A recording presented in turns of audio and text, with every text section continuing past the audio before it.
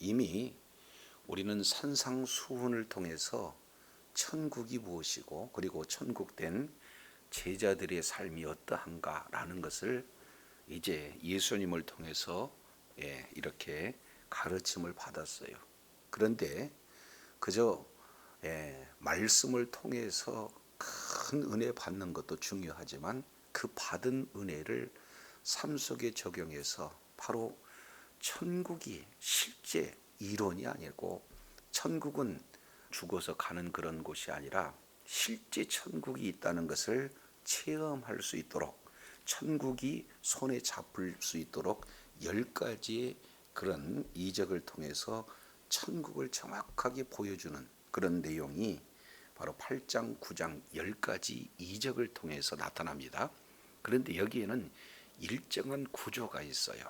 잘 아시겠지만 첫째, 둘째, 셋째 이적을 행하시고 난 이후에 반드시 제자 교육을 한다는 것. 그리고 넷째, 다섯째, 여섯째 이적을 통해서 또 제자 교육을 한다는 것. 그리고 마지막 일곱, 여덟, 아홉, 열 네 번의 그런 이적을 통해서 또다시 제자 훈련을 하는 일정한 패턴이 있어요. 특히 오늘 마태복음 8장 이 내용은 8장에만 무려 5번의 이적이 나타나는데 3번과 2번 그 가장 중앙 부위에 오늘 제자 훈련에 대한 내용이 소개가 되고 있습니다. 자세히 보면은 지금 두 부류의 존재가 소개가 되고 있어요. 8장 19절에 한 서기관, 그리고 8장 21절에 제자 중에 또 한 제자, 이들이 등장을 하고 있습니다. 그런데 자원에서 예수님을 따르기를 원하는, 예수님의 제자가 되기를 원하는 서기관에 대해서는 우리 하나님께서 거절합니다. 그러나 반면 이제 조건을 걸고 주님을 따르겠다 하는 또 다른 한 제자를 향해서는 강권하는 그런 예수님의 그 내용이 오늘 두 사람의 내용을 통해서 보여주고 있습니다. 이제 3가지의 기적을 통해서 나타나는 현상이 8장 18절에 이렇게 기록되고 있어요. 예수께서 무리가 자기를 에워싸는 것을 보시고 그랬습니다. 이제 새 이적을 통해서 첫 번째 나병 환자를 치유하시는, 그 다음에 베드로의 장모를 열병에서 치유하시는, 그리고 또 하나 내용은 뭡니까? 백부장의 종 하인을 치유하는 사건. 그래서 3가지 치유 사건을 통해서 주변의 수많은 사람이 예수님을 이렇게 따르게 됩니다. 그래서 18절 예수께서 이제 무리가 자기를 에워싸임을 보시고 그랬습니다. 이제 예수님의 인기는 이제 치솟습니다. 그리고 많은 사람들이 예수님을 따릅니다. 그리고 조금 더 예수님께 가까이 가고자 예수님을 에워쌉니다. 이것은요 얼마나 굉장한 일인지 몰라요. 그런데 신기하게도 우리 주님께서는 인기 위주로 사역을 하시지 아니하고 저편으로 건너가기를 명하시니라, 지금 이렇게 표현을 하고 있습니다. 이 내용은 예수님께서 이제는 기적을 경험해서 그 기적을 행하신 예수님을 보고 찾아오는 모든 무리와 제자들을 1차적으로는 분리하기를 원하는 그런 내용들을 볼 수가 있습니다. 이 내용을 통해서 보면은 요한복음 6장에 조금 더 자세히 기록되고 있는 것을 볼 수가 있어요. 6장 요한복음 6장 14절 그 사람이 예수의 행하신 이 표적을 보고 말하되 이는 참으로 세상에 오실 그 선지자라 하더라. 그러므로 예수께서 저희가 와서 자기를 억지로 잡아 임금 삼는 줄 아시고 다시 혼자 산으로 떠나시니라. 저물매 제자들이 바다에 내려가서 배를 타고 바다를 건너 가버나움으로 가는데, 이렇게 지금 말씀을 하고 있죠. 그러니까 우리 주님께서는 무리와 그리고 제자들을 지금 바로 분리하고자 하는 의도가 이 속에 담겨져 있습니다.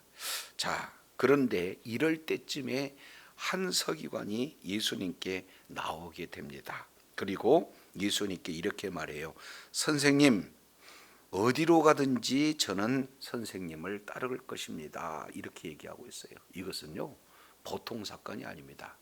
여기서 말씀하고 있는 한 서기관, 그러면은 여러분 잘 알겠지만 이 유대 종교 지도자 중에 한 사람이 누구예요? 서기관이에요. 그러니까 아무나 서기관을 할 수가 없습니다. 서기관은요, 말씀에 정통한 자입니다.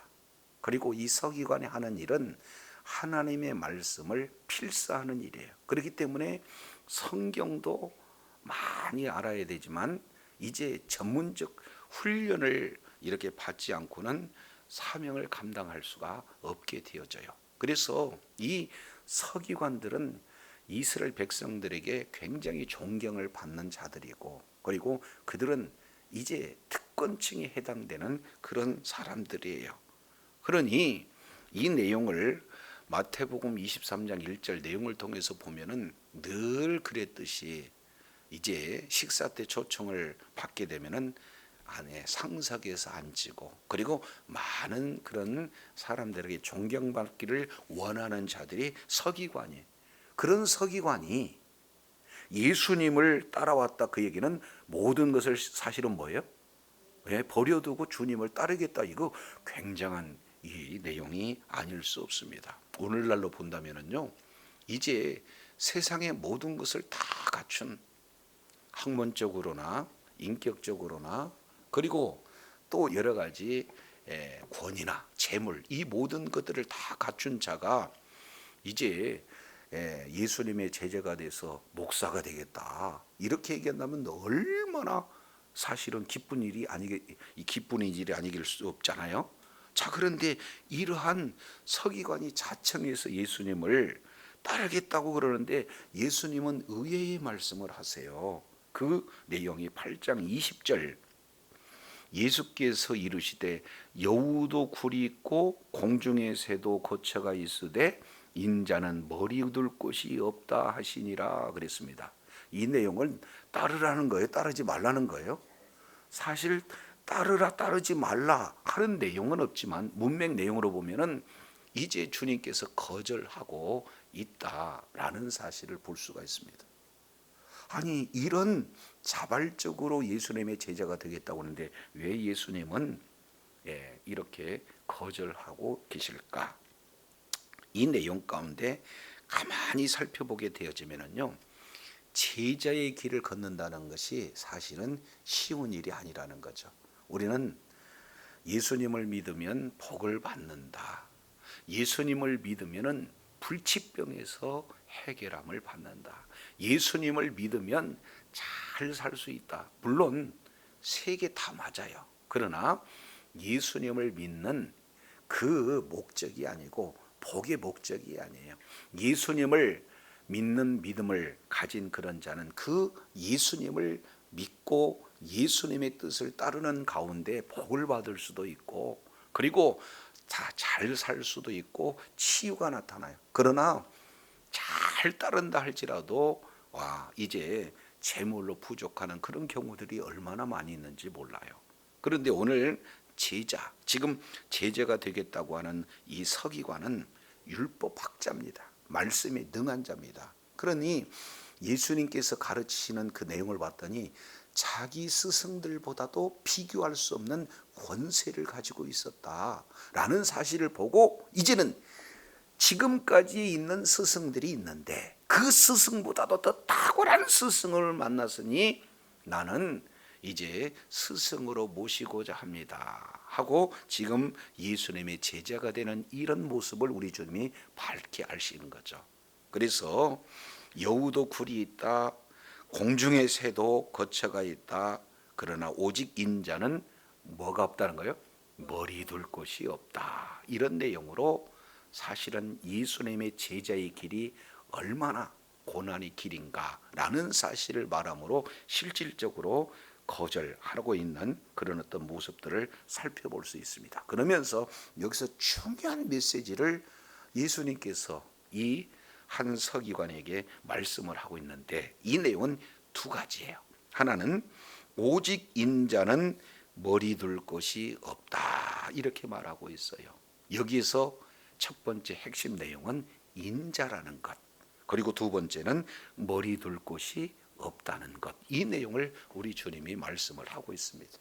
자, 여기서 예수님이 누군지도 모르는 이 선지자가 지금 예수님을 많고 많은 스승 가운데 더 탁월한 스승으로 알고 그 스승의 제자가 되겠다고 찾아오는, 단순히 지식 습득을 위해서 자기를 잘 지도할 수 있는 스승으로서만 예수님을 알고 있는 그런 서기관에게 이렇게 표현을 하고 있어요. 예수님이 과연 누구신가 하는 내용을 두 단어, 한 문장의 두 단어를 통해서 예수님이 누구신가라는 사실을 말씀하고 있습니다. 왜냐하면 8장 19절 이자가 예수님을 따를 때 뭐라고 호칭하고 있어요? 선생님이여. 이 내용은 랍비어라고 하는 내용입니다. 그러니까 예수님은요, 그저 훌륭한 스승으로 그들은 알고 있는 거죠.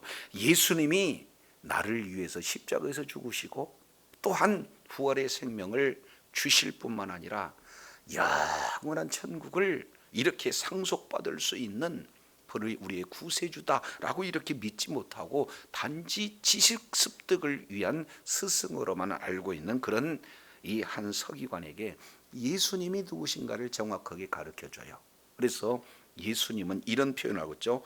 인자는 머리 둘 곳이 없다, 이렇게 표현하고 있습니다. 여기서 인자사상이 나와요. 잘 아시겠지만 이 인자는 사람 인자예요. 그리고 아들 자자. 그러니까 사실은 인자라고 하는 이 내용은 어떻게 되는 겁니까? 바로 사람 같지만 사람이 아닌 하나님. 조금 더 구체적으로 표현한다면은 사람의 모습을 가지고 우리와 같은 사람의 모습이지만 그분은 종말론적인 메시아다라는 사실을 압축으로 진행하는 것이 뭐예요? 인자, 이 내용을 말씀하고 있습니다. 그래서 이 인자 사상 너무나 성경에서 많은 양을 이렇게 말씀을 하고 있는데, 그 중에 구약 성경 그리고 신약 성경 한 군데 이렇게 찾아보도록 하겠습니다. 먼저 구약 성경 다니엘서 7장 이 내용을 통해서 보면은 인자 사상에 대해서 아주 잘 이렇게 말씀을 하고 있는 것을 봅니다. 자, 어디를 보시냐면 7장 13절 내용을 통해서 보면, 내가 또 밤 이상 중에 보았는데 인자 같은 이가 하늘 구름을 타고 와서, 이렇게 말씀을 하고 있습니다.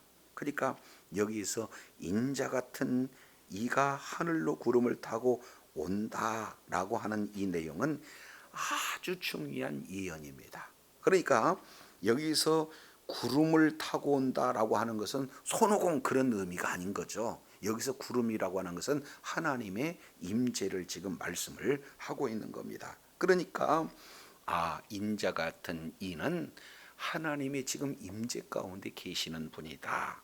그래서 옛적부터 항상 계신 자에게 나와 그 앞에 인도되매, 그러면 옛적부터 항상 계신 자는 성부 하나님이요, 성부 하나님 앞에 지금 나가 그 앞에 인도되시는 분이 바로 메시아, 바로 예수 그리스도를 지금 말씀을 하고 있는 것을 보게 됩니다. 그래서 나갔더니 14절 그에게 영광과 권세와 영광과 뭐를 줬어요?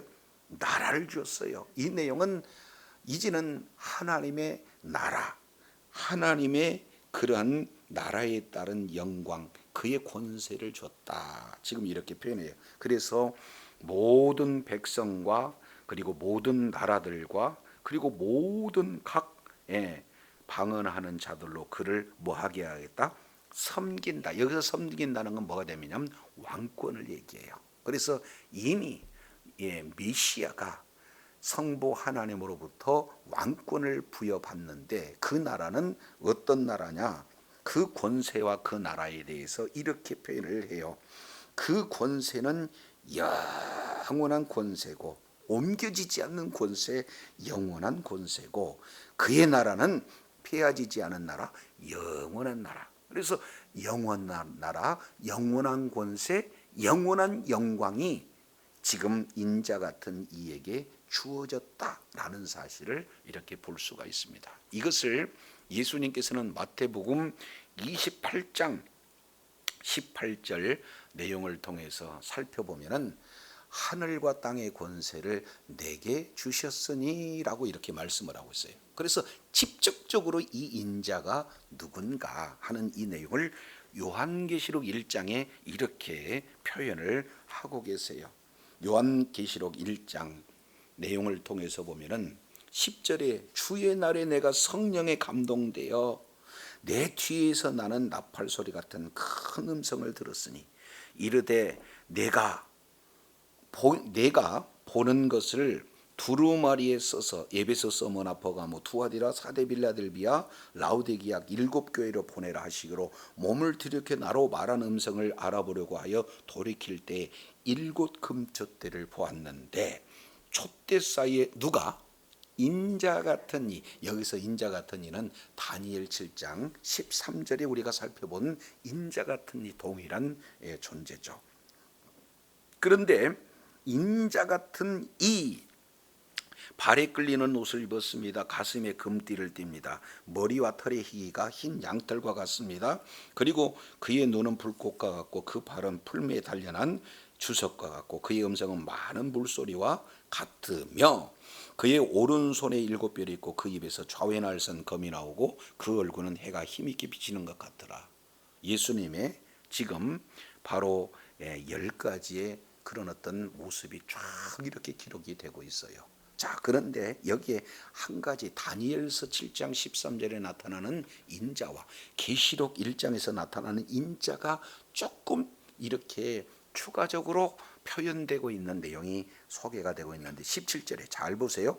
내가 볼 때 그 발에 엎드려 죽은 이가 같이 되며 그가 오른손을 내게 얹고 이르시되 두려워 말라 나는 처음이요 마지막이니 곧 살아있는 자라 전에 뭐 했노라? 죽었노라 볼지어다 세세토록 살아 사망과 음부의 열시를 가졌다 이렇게 말씀을 하고 있어요. 이 인자는 사람과 같은 자이지만 사람이 아니라 하나님이시다. 그런데 그 하나님이 사람 모습으로 이 땅에 오셔서 죽으셨다가 다시 살아나셨다. 결국 우리들의 죄를 위해서 우리의 모든 죄를 짊어지고 십자가에서 죽으신 대속의 사건을 말씀하실 뿐만 아니라 죽으셨다가 다시 살아나신 예수 그리스도를 이렇게 잘 표현을 하고 있는 것을 볼 수가 있습니다. 따라서 인자라고 하는 이 내용은 하나님이 육신의 몸을 입고 이 땅에 오셔서 똑같은 사람과 같은 모습을 가지고 있지만 실제 그분은 하나님이시다는 것. 근데 그 하나님께서 우리를 위해서 십자가에서 죽으시고 뭐예요?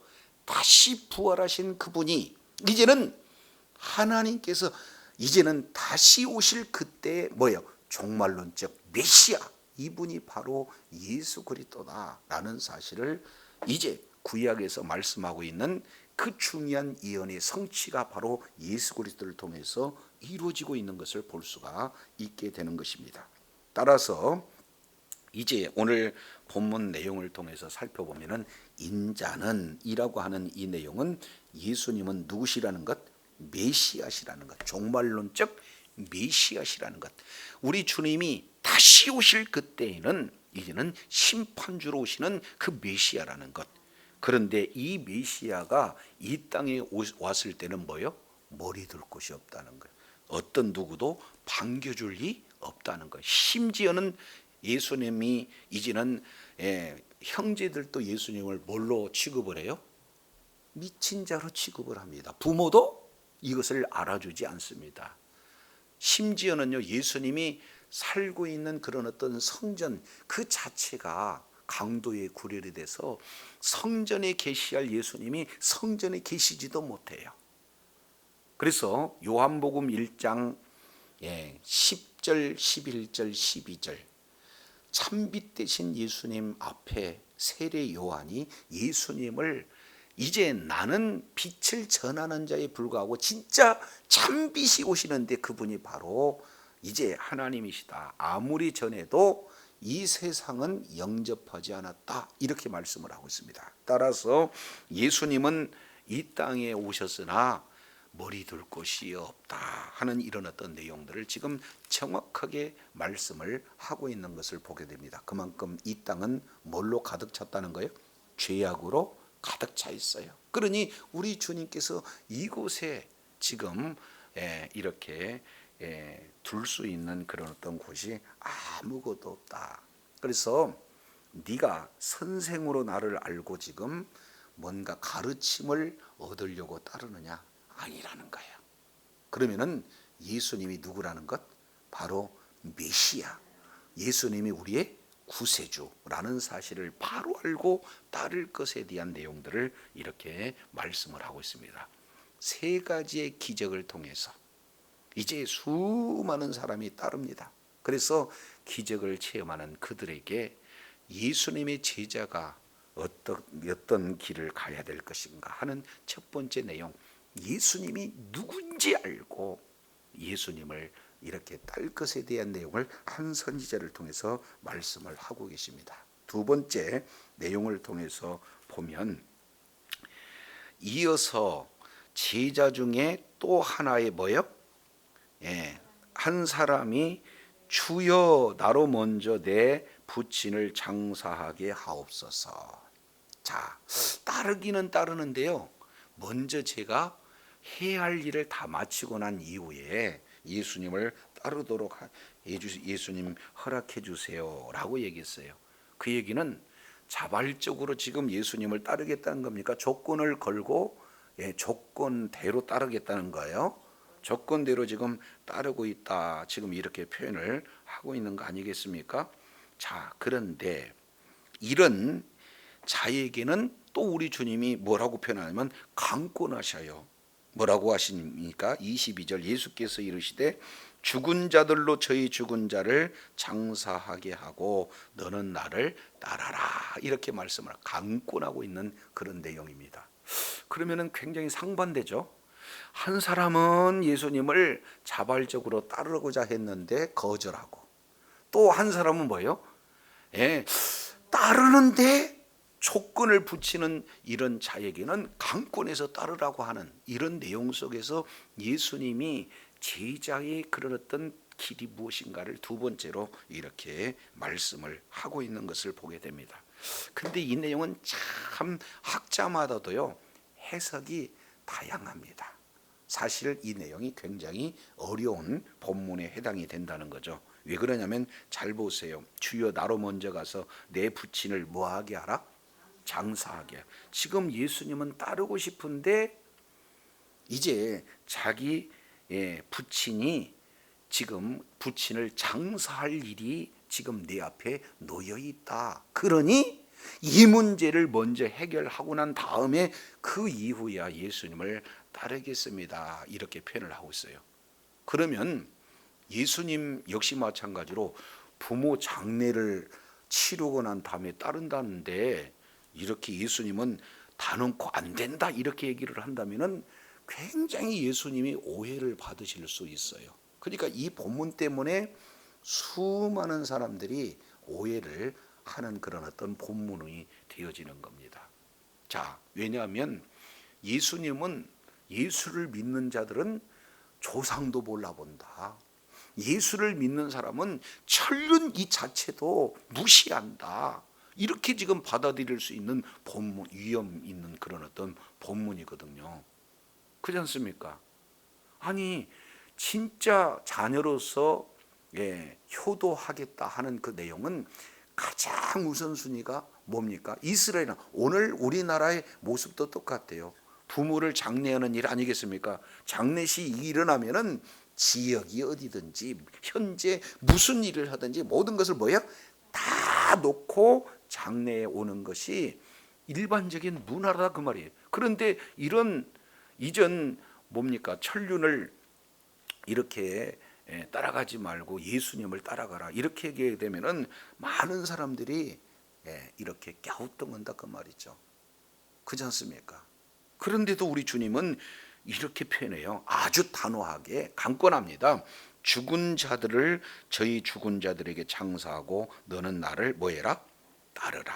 이렇게 표현을 하고 있습니다. 그런데 여기에 문맥을 잘 보면은 과연 우리 예수님은 부모의 자녀가 부모를 이렇게 효도할 수 있는 그 효도를 막는 그런 일을 진짜 했을까? 이 내용에 대해서 우리가 조금 더 자세히 살펴볼 필요가 있어요. 자, 내 부친을 장사하게 허락하옵소서라고 하는 이 내용은 첫 번째 내용은 뭐냐면 지금 당장에 지금 부모가 죽었어요. 그리고 앞에 지금 뭐예요? 장례를 치료할 그런 상황, 이 내용으로 지금 받아들일 수가 있습니다. 이게 1차적인 해석이에요. 근데 요걸 자세히 자세히 보게 되어지면은 자, 문맥상 이자는 아버지가 장사된 것이 아니라 멀쩡히 살아 있어요. 멀쩡히 살아 있는데 나중에 부모님이 돌아가시면 장례식까지 다 마치고 그 이후야 예수님을 따르겠습니다. 이런 문맥이 이 내용이 소개가 되고 있어요. 그러니까 21절 한 절만 보면 당장 장례식을 치러야 할 급박한 상황인데 그것마저도 다른 사람한테 맡기고 나를 따르라 예수님이 말씀하신 것과 같아요. 그런데 조금 더 내용을 통해서 보면은 지금 당장이 아니라 앞으로 이제 아버지 곁에서 효를 다 하고 그리고 아버지가 돌아가시면은 장사까지 다 마친 이후에 최고의 효를 다 하고 난 이후에 예수님을 따르겠습니다 하는 의미가 뭐예요? 두 번째 의미 가운데 포함이 됐어요. 여러분 두 가지 내용 중에 당장 장례 같아요? 앞으로 이루어질 장례 같아요? 조금 애매하죠? 예. 근데 내용을 보면은 당장 장례가 아닌 앞으로 이루어질 장례다라는 것을 우리가 문맥을 통해서 살펴볼 수 있습니다. 왜 그럴까요? 답이 22절에 기록되고 있습니다.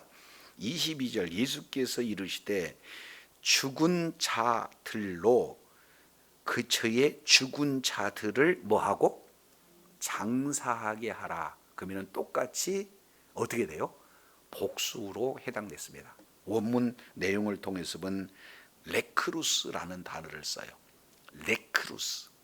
이 레크루스라고 하는 이 단어는 똑같이 죽은 자들에 대한 복수형으로 말씀을 하고 있습니다. 그러면은 아버지가 단수라면 단수라면 죽은 자라고 하면은 아버지가 맞지만 죽은 자들을 장사하라라고 했으니까 뭐예요? 이 자는 앞으로 죽을 부모 이런 어떤 들 가운데 한 사람으로 이렇게 말씀을 하고 있다 이렇게 볼 수가 있습니다.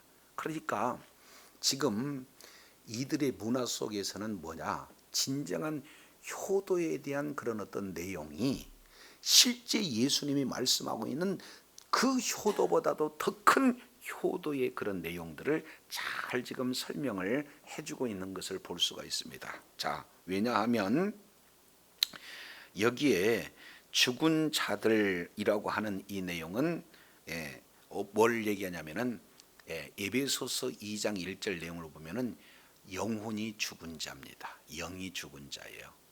죄를 지으면 이제는 하나님과 뭐요? 사람과 분리가 되어지는 겁니다. 그러니까 죽는다라고 하는 이 내용은 소멸을 말하고 있어요. 그러니까 죽은 자들로라고 하는 이 내용은 첫 번째 내용을 통해서 보면은 영이 죽은 자. 이 두 번째 내용을 통해서 보면은 실제 장례를 치르는 그런 어떤 자들, 전문 장례사 이렇게 표현을 할 수 있어요. 그리고 저희 죽은 자들, 이 내용은 이제는 육신이 죽은 자를 얘기하는 겁니다. 한마디로 육체와 영혼이 분리되는 그런 어떤 자들, 실제 장례를 치료할 그런 어떤 자들을 말하고 있는 것을 볼 수가 있어요.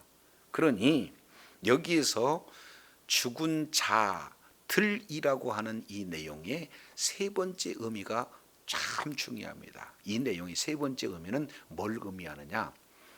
부모님께 효도하되 늘 부모님과 가까이 있어서 부모님이 죽으시고 주모님을 장사하기 이전까지는 늘 가장 우선순위를 그것으로만 이렇게 두고, 그것이 바로 효도의 가장 극치라고 알고 있는 자들을 뭐라고 표현해요? 죽은 자들, 이렇게 말을 하고 있는 것을 볼 수가 있습니다. 자, 그러면은 과연 이것이 진정한 바로 효도일까? 이 부분은 우리가 조금 생각해 볼 필요가 있죠. 왜냐하면 부모님은 자녀가 부모의 함께 부모 밑에서 부모가 죽어서 장사하는 것만을 이렇게 원하는 것이 진정한 효도라고 부모님은 알고 계실까? 아니면 이제 설령 부모가 죽는 일이 있다 할지라도 자녀들이 이제는 세상에 나가서, 이제는 가정도 중요하지만 나라의 큰 뜻을 품고 참으로 존귀한 자가 되어서 참으로 이제 가정도 일으키고 자신의 세대보다 더 나은 그런 어떤 그런 위치에 있는 그런 내용이 부모의 진정한 바람일까요? 이건 말하기도 사실은 비교가 안 될 그런 내용이지 않습니까? 그래서 부모님들의 경우 내용을 보면은 자녀가 뭔가 큰 일을, 나라를 위해서 큰 일을 하고자 할 때 혹시 장례로 인하여서 그 앞길을 그르칠까 봐서 때로는 어떻게 돼요? 자기 죽음을 오히려 감추는 그런 일들도, 장례식 자체도 감추는 일들 그 자체도 하는 것이 부모의 마음이거든요.